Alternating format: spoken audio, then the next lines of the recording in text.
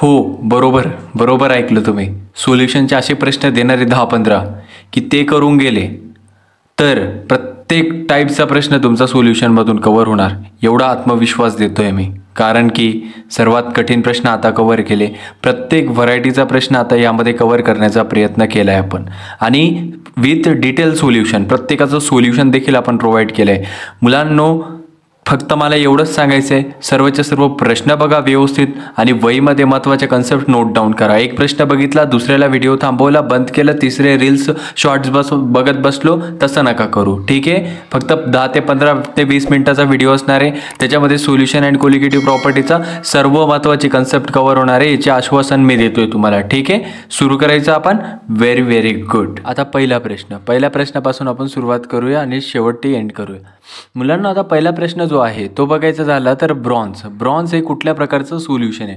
मुलांना तुम्हाला solution and colligative property या चॅप्टरच्या पहिल्याच पेजवर तुम्हाला एक टेबल दिसणार. या टेबलमधून एक प्रश्न प्रत्येक वर्षी CETला एक्सपेक्टेड असतो, जिथं आपल्याला सोल्युशनचे प्रकार दिले आणि त्या प्रत्येक सोल्युशनचं एक्झाम्पल दिले, त्याच्यामध्येच ब्रॉन्झ येतो. मुलांना ब्रॉन्झ हा एक प्रकारचा अलॉय आहे. एक प्रकारचा काय येतो? अलॉय. आणि अलॉय म्हणजे काय असतो? जेव्हा दोन धातू किंवा दोनापेक्षा जास्त धातू एकमेकांसोबत कंबाईन केले जातात त्याला आपण अलॉय म्हणतो. मुलांना दोन धातू घेतोय, दोन्ही धातूंची स्टेट कुठली असणार आहे? कॉमन सेन्सची गोष्ट आहे मुलांनो. जर का दोन धातू घेतले तर दोन्हीची स्टेट सॉलिड इन सॉलिड असणार आहे. मग ब्रॉन्झ अलॉय असल्या कारणामुळं ते कुठल्या टाईपचं सोल्युशन असणार आहे? सॉलिड इन सॉलिड टाईपचं सोल्युशन असणार आहे. मुलांनो, सेकंड प्रश्न जो आहे तो 2019 CETला आला आहे की हेनरी कॉन्स्टंटचं युनिट काय असणार आहे. मुलांनो, हेनरीज लॉ मी तुम्हाला सांगितलेलं आहे की हेनरी लॉचं कॉन्स्टंटचं युनिट आता समजून घ्या. हेनरी लॉ आपल्याला असं सांगतो की जी सोल्युबिलिटी असते ती डायरेक्टली प्रोपोर्शनल टू प्रेशर असते. आता सोल्युबिलिटी इज इक्वल टू आपण KH इंटू P असं लिहू शकतो. आता आपण KH is equal to S/P लिहू शकतो, बरोबर आहे. आता आपण Sच्या जागेवर मोल पर लिटर हे युनिट सबस्टिट्यूट करू शकतो आणि प्रेशर जो असणार तो बारमध्ये असणार. मुलांनो, म्हणजे युनिट काय असणार आहे? मोल पर लिटर पर बार. सर, आता इथं आम्हाला कुठेही असं युनिट बघायला मिळत नाही. मग मुलांना तुम्हाला इथं एक गोष्ट लक्षात ठेवायची की 1 लिटर म्हणजे 1 डेसिमीटर क्यूब असतो आणि 1 ATM प्रेशर म्हणजेच 1 बार प्रेशर असतो, बरोबर आहे. मग आता मी तर पर लिटरच्या जागेवर काय सबस्टिट्यूट करू शकतो मुलांनो? पर डेसिमीटर क्यूब हे सबस्टिट्यूट करू शकतो आणि पर बारच्या जागेवर आपण काय सबस्टिट्यूट करू शकतो? पर ATM. मग आता मला तुम्हीच सांगायचं ऑप्शन कुठलं करेक्ट आलं? आपलं B.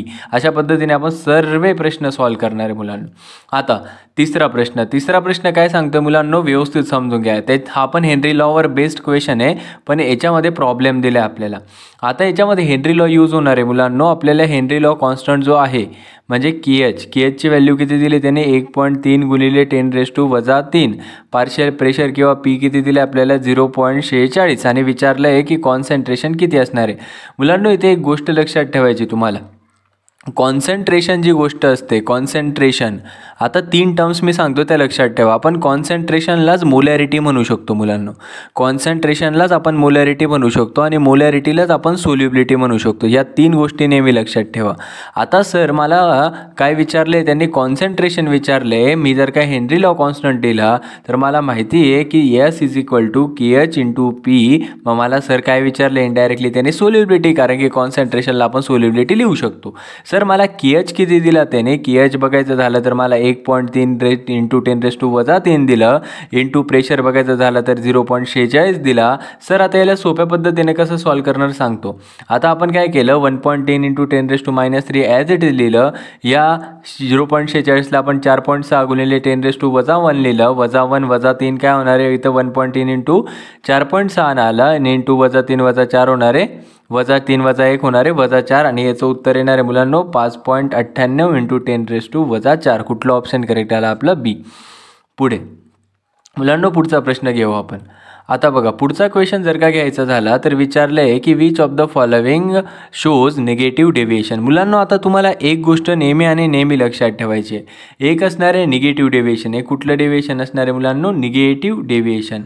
एक असणार आहे निगेटिव्ह डेव्हिएशन. निगेटिव्ह डेव्हिएशन जे असणार आहे ते PA शो करणार. कोण शो करणार आहे? ते PA म्हणजे काय असणार सर? फिनॉल आणि ॲनिलीन. कोण शो करणार आहे मुलांनो?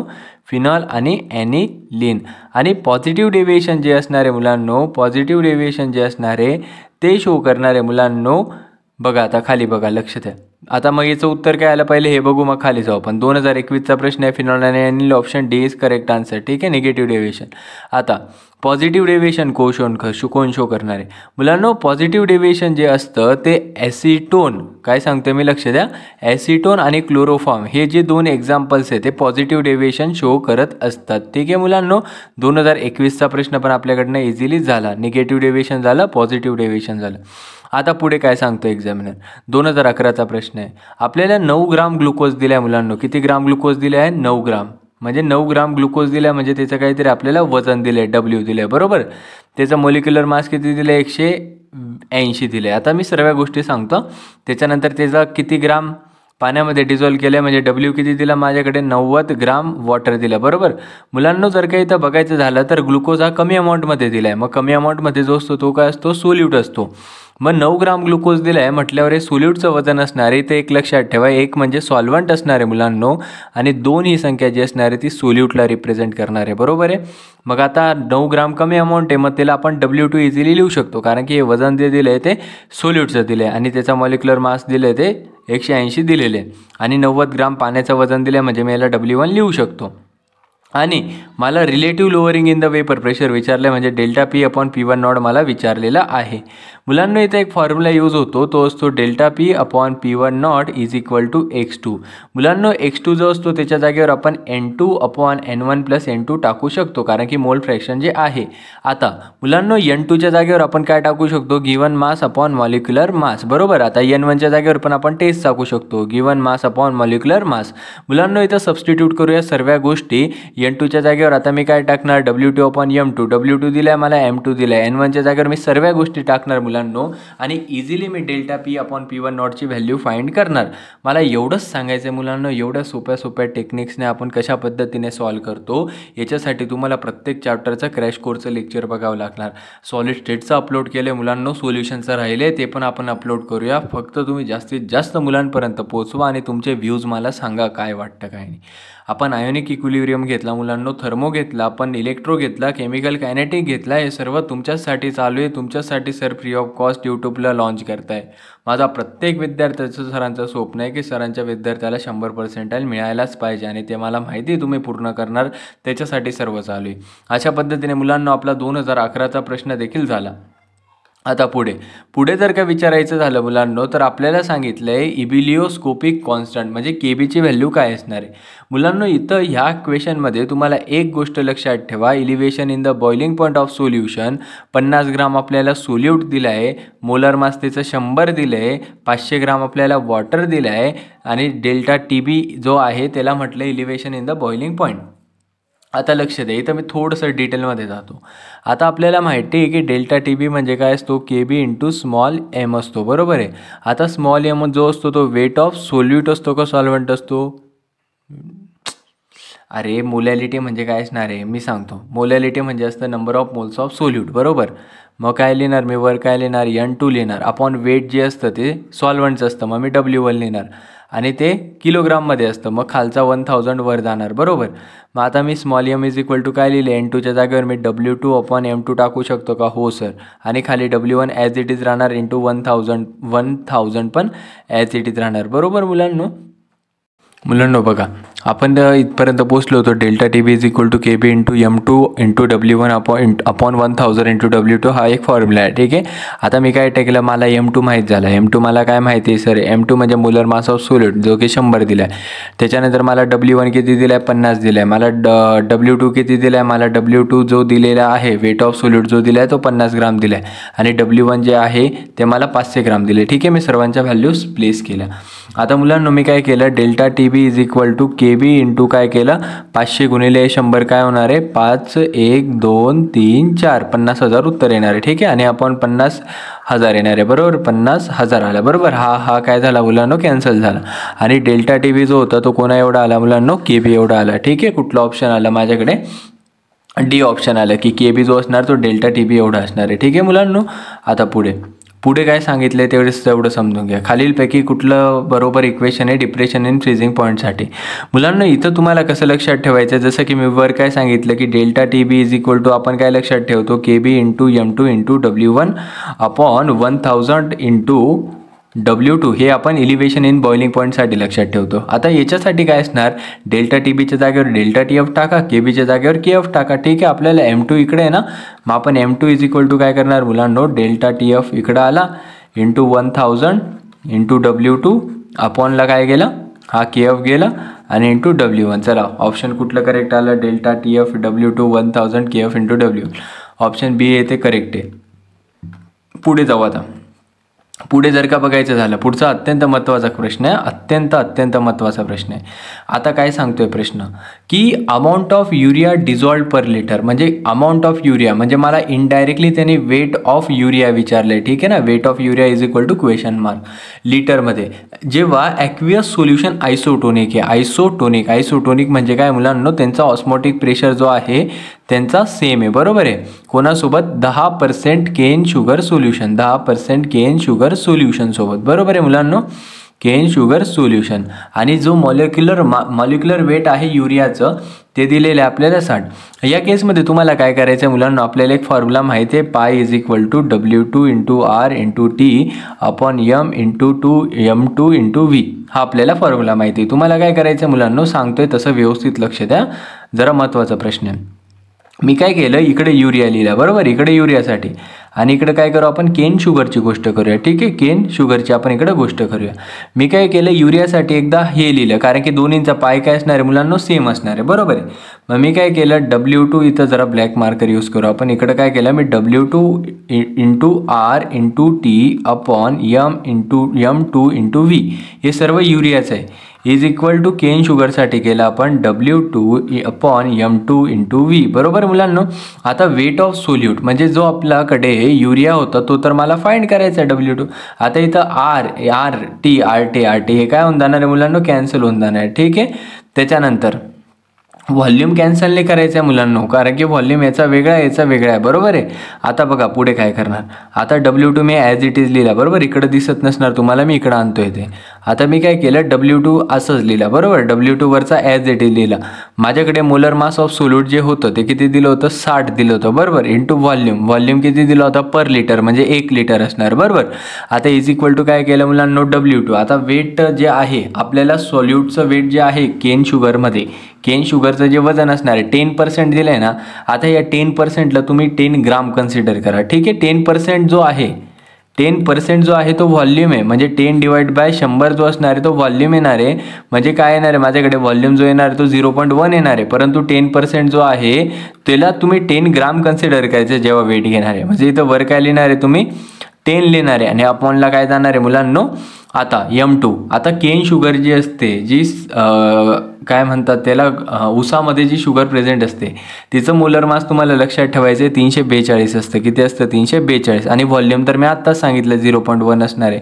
या लहान मुलांच्या गोष्टी कॅल्क्युलेशन करायचे, क्रॉस मल्टिप्लिकेशन वगैरे करायचं मुलांनो, आपल्याकडे उत्तर येणार. ठीक आहे, मोठा प्रश्न होता, कठीण प्रश्न वाटत असणार अनेकांना, पण सोपा केला आहे, आपण सोपा करण्याचा प्रयत्न केला आहे. इथं जे पण प्रश्न आपण घेतले मुलांनो ते फार कठीणातले कठीण आणि सर्वात चांगली कन्सेप्ट वापरणारे क्वेश्चन्स डिस्कस केले. आता पुढे जाऊ मुलांना आपण. आता पुढे जर का बघायचं झालं तर पुढे मला एक्झामिनर काय सांगतोय ते समजून घ्या, एक मिनटं जरा. आता पुढे बघायचं झालं तर व्हॅन्ट ऑफ फॅक्टरवर बेस्ड प्रश्न दिला आहे. आता व्हॅन्ट ऑफ फॅक्टर आणि अल्फा यांचं आधी रिलेशन माहीत पाहिजे आपल्याला, की अल्फा आणि आय यांचं रिलेशन काय मुलांनो. 1000 वेळेस मी सांगत असतो की alpha is equal to I-1 upon N-1 असतो. बरोबर आहे. आता N म्हणजे काय असणार आहे, N म्हणजे असणार आहे number of molecules after dissociation. आता आपल्याकडे मोनोफ्लोरो ॲसिटिक ॲसिड आहे, म्हणजे एक फ्लोरो आहे आणि एक ॲसिटिक ॲसिड आहे, जे डिसोसिएट झाल्यानंतर एक फ्लोरीन ग्रुप आणि एक ॲसिटेट ग्रुप बाहेर पडणार. बरोबर आहे. म्हणजे मोनोफ्लोरो ॲसिटिक ॲसिडमधून मुलांनो 2 आयन्स डिसोसिएट होणार आहे, म्हणून Nची व्हॅल्यू जी असणार ती 2 असणार आहे. बरोबर. मग आता मी इथं यांची व्हॅल्यू 2 प्लेस करतो. Alpha is equal to I-1 upon 2-1, म्हणजे alpha is equal to I-1 upon 1 into 1च येणार, 1 इंटू अल्फा 1 असणार. बरोबर. मी आता काय करतो की I इज इक्वल टू, आता या 1ला तिकडं पाठवतो, म्हणजे 1 प्लस अल्फा. कुठलं ऑप्शन करेक्ट आलं मुलांनो, आपलं C ऑप्शन हे करेक्ट आलं. ठीक आहे. आता पुढे जाऊ. पुढचा प्रश्न पण जरा इंटरेस्टिंग आहे, 2020ला आला आहे. विचारले गेले की which of the following is not a correct van't Hoff factor. आता व्हॅन्ट ऑफ फॅक्टरसाठी तुम्हाला आपले सर ओरडून सांगायचे की आपल्याला थेरॉटिकल अपॉन ऑब्झर्ड लक्षात ठेवायचे. जर का ऑब्झर्ड अपॉन थेरॉटिकल आलं तर ते चुकीचं असणार आहे, म्हणजे ऑप्शन जे आलं ते बी असणार. ठीक आहे मुलांना, 2020चा प्रश्न होता. पुढे आता पुढे जे महत्त्वाचे फार अत्यंत टॉपिक येत आहे, हा अत्यंत फेवरेट प्रश्न आहे. नीटला पण येतो मुलांना आणि CETला पण येतो. आता काय सांगतोय बघा की कॉन्सन्ट्रेशन खालीलपैकी कुठलं कॉन्सन्ट्रेशन टेम्परेचरवर डिपेंड करत नाही. मी काय सांगतोय बघा, मोलॅरिटी जी असते मुलांनो, मोलॅरिटी जी असते ती कॉन्सन्ट्रेशनवर डिपेंड करते किंवा तापमानावर अवलंबून असते. बरोबर, तापमान चेंज झाल्यावर मोलॅरिटी चेंज होणार आहे. म्हणजे आपल्याला विचारले तर ते ऑप्शन असणार आहे मोलॅरिटी. परंतु मुलांना आता लक्ष द्या, परंतु मोलॅरिटी म्हणा तुम्ही किंवा मोल फ्रॅक्शन म्हणा किंवा पर्सेंटेज बाय मास म्हणा, या तिन्ही गोष्टी ज्या असतात त्या तापमानावर अवलंबून नसतात. They are the independent on the temperature. नीटला येतो मुलांनो, CETला येतो, JEEला पण येत असतो हा प्रश्न. ठीक आहे. आता पुढे काय विचारले मुलांनो 13व्या क्वेश्चनमध्ये. आता बघा 13, 14, 15 बरोबर ना आपले हे एवढे क्वेश्चन्स आहे ना. आता 13व्या क्वेश्चनमध्ये काय विचारलंय की in which of following salt solubility increases appreciably with increase in temperature. म्हणजे खालीलपैकी कुठल्या यांच्यामध्ये टेम्परेचर वाढवल्यानंतर सोल्युबिलिटी फार छान प्रमाणामध्ये वाढते. तर मुलांनो त्याचं जे ऑप्शन असणार आहे आपलं ते असणारे मुलांनो KNO3. त्याचं ऑप्शन असणार आहे KNO3. KNO3 मध्ये आपल्याला ॲप्रिशिएबली वाढताना दिसते. आता पुढचा लहान मुलांचा प्रश्न आहे मुलांनो. काय सांगितलं की सोल्युबिलिटी आणि प्रेशर डायरेक्टली प्रोपोर्शनल आहे. कुठला लॉ आहे? हेनरी लॉ आहे. 22-23ला आला. आता पुढे जर का बघायचं झालं तर काय सांगितलं, तेच चालू आहे, सर्व गोष्टी तेच. हेनरी लॉ कॉन्स्टंट काय असणार आहे? KH is equal to question mark आहे. काय दिलं अजून त्याने आपल्याला? सोल्युबिलिटी जी आहे ती दिली मला 0.08 आणि प्रेशर जो दिला आहे तो दिला मला 0.5. म्हणजे काय? S is equal to KH into P, म्हणजे KH is equal to S upon P. Okay, S is equal to 0.08 upon P दिला आहे 0.5. ही लहान मुलांची गोष्ट करू शकतो आपण. 8 इंटू 10⁻²² अपॉन 5 इंटू 10⁻⁻1. बरोबर, म्हणजे काय केलं? 8/5 इंटू 10⁻² प्लस 1. बरोबर. आता इथं काय येणार आहे? 5 डिवाइड बाय 8 करा, 5 भाग जात नाही म्हणून काय येणार? 5 1 5 आला. बरोबर, 5 5 25 5 36, म्हणजे इथं आलं 0.16 इंटू काय होणार आहे? 10⁻⁻1. बरोबर ना, प्लस 1 झाला 10⁻⁻1 होणार. बरोबर, म्हणजे उत्तर काय आलं मुलांना आपलं? चुकतंय आपलं उत्तर. लक्ष द्या पुन्हा. यस मुलांना बघा, S is equal to KH into P हा फॉर्म्युला यूज होणार आहे. आपल्याला S दिला आहे, किती दिला आहे? S आपल्याला 0.08, P दिला आपल्याला 0.5 दिला. बरोबर. आता KH विचारला, KH is equal to S upon P. Sची व्हॅल्यू किती दिली? 0.08. P किती दिला? 0.5. याला काय करू आपण? 8 इंटू 10⁻² अपॉन 5 इंटू 10⁻⁻1. बरोबर, is equal to 8/5 into 10⁻² plus 1 काय होणार आहे? -1. आता 5/8/5 केलं तर 1.6 उत्तर येणार इंटू 10⁻⁻1 0.16. कुठला आन्सर आला? आपलं C.